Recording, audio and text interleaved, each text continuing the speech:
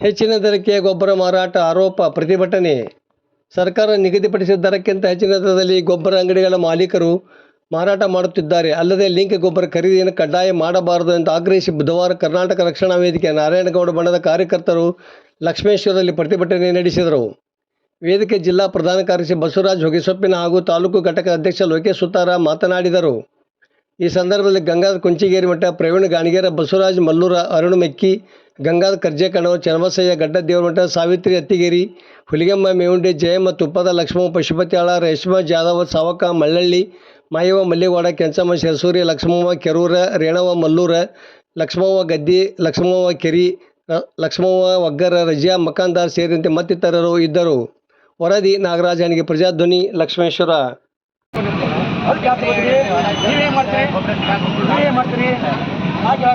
ಇವತ್ತು ಕೇಳಿದಾಗ ಕೇಳಾಕತ್ತೀರಿ ಇಷ್ಟು ನಾವು ಮಕ್ಕೊಂಡಿದ್ದೀರ ನೀವು ನೋಡೋನಿಂದ ಯಾಕೆ ಕ್ರಮ ತಗೊಳ್ಳಿಲ್ಲ.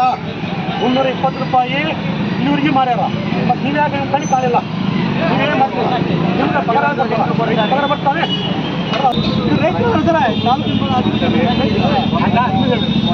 ಇನ್ನೊಂದು ಹೇಳ್ರಿ, ಲಿಂಕ್ ಮುಂದೆ ಕೊಡ್ಬೇಕಂತೀವಿ ಸರ್ಕಾರ ಆದೇಶಿಕನ್ರಿ. ಮತ್ತೆ ಯಾಕೆ ಕೊಡತ್ತಾರ ಅವ್ರು? ಯಾಕೆ ಕೊಡತ್ತಾರ?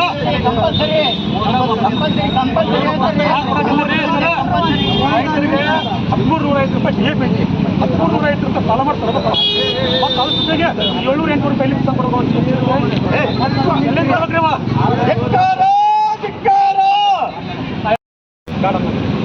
ಈಗ ರೈತರಿಗೆ ಬೇಕಾಗಿತ್ತು ಗೊಬ್ಬರ. ಯೂರಿಯಾ DAP ತೊಗೊಂಡ್ರೆ ಕೊಡ್ತೀವಿ ಅಂತಾರೆ, ಈಗ ತೊಗೊಳ್ಳೇಬೇಕಂತಾರ. ಯಾಕೆ ಸರ ಒತ್ತಾಯ? ಯಾಕೆ ಸರ್ ರೈತರ ಮೇಲೆ? ಮತ್ತು ರೈತರ ಮ್ಯಾಗ ಒತ್ತಾಯ ಯಾಕೆ ಮಾಡ್ತೀವಿ? ನಿಮ್ಮ ಬೋರ್ ಐತಿನ್ರಿ, ಕೃಷಿ ಆಗತ್ತಿದ್ವಲ್ಲ, ಬೋರಿಂದ ಯಾರು ಕೊಟ್ಟಾರ ಅವ್ರ ಮ್ಯಾಗ ಕ್ರಮ ತೋರಿ ಅವ್ರ ಸಾಗಿ ಮಾಡಿ ಅಷ್ಟೇ ಗೊಬ್ಬರ ಐತಿ. ನಾಳೆ ಬೆಳಿಗ್ಗೆ ಬಂದು ರೈತ ಬಂದು ಗೊಬ್ಬರ ಅಂತಾರೆ. ಎಲ್ಲಿ ಹೋಗತ್ತೆ ಗೊಬ್ಬರದ?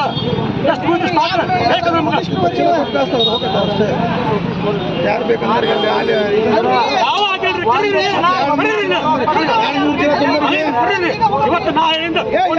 ಇವತ್ತು ನಾನು ಬೈಕ್ ಮಾಡ್ತಿದ್ದೆ ಬೋರ್ಡ್ ಮ್ಯಾಗ ಕ್ರಮ ತುಂಬ್ರ ಬೆಳಿಗ್ಗೆ ಬರ್ಬಾರ್ದು.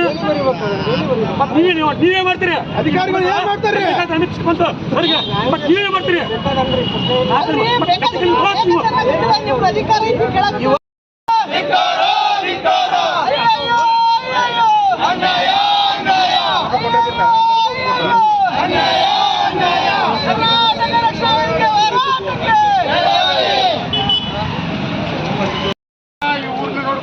ಅವ್ರೆಲ್ಲಿ ಹೋಗ್ತಾರ? ಹಾವೇರಿ ಜಿಲ್ಲೆಗೆ ಹೋಗ್ತಾರೆ.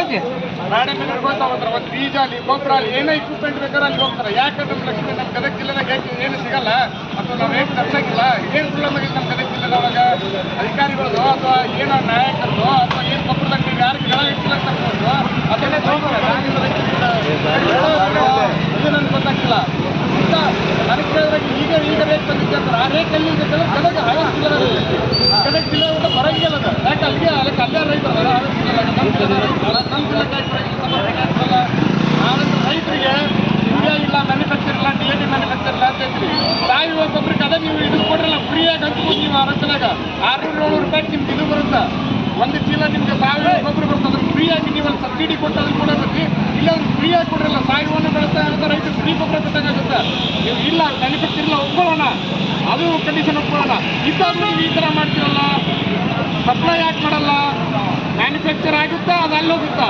ನಮ್ಗೆ ಹೇಳ್ತೀವಿ ಮ್ಯಾನುಫ್ಯಾಕ್ಚರ್ ಇಲ್ಲ, ಬೇರೆ ಗೊಬ್ಬರ ಕೊಡ್ತೀವಿ. ಸಾವಯವ ಗೊಬ್ಬರ ಫ್ರೀಯಾಗಿ ಕೊಡ್ತೀವಿ ಅದೇ ರೇಟ್ನಾಗ. ನಮ್ಗೆ ನಿಮ್ಮಲ್ಲಿ 1700-1800 ರೂಪಾಯಿ ಕೊಟ್ಟು ಇದನ್ನು ಕೊಡ್ತೀರಿ. ಅದಕ್ಕೆ ಒಂದು ಚೀಲ ಯೂರಿಯಾಕ್ಕೆ ಇದು ಕೊಡ್ತೀರಿ, ಸಬ್ಸಿಡಿ ಕೊಡ್ತೀರಿ. ಆ ಸಬ್ಸಿಡಿದಾಗ 3 ಚೀಲ ನಿಮ್ಗೆ ಸಾವಯವ ಗೊಬ್ಬರ ಬರುತ್ತೆ. 3 ಜನ ರೈತರು ಸಲ ಸಾಕ್ಬೋದು. ಇದರಿಂದ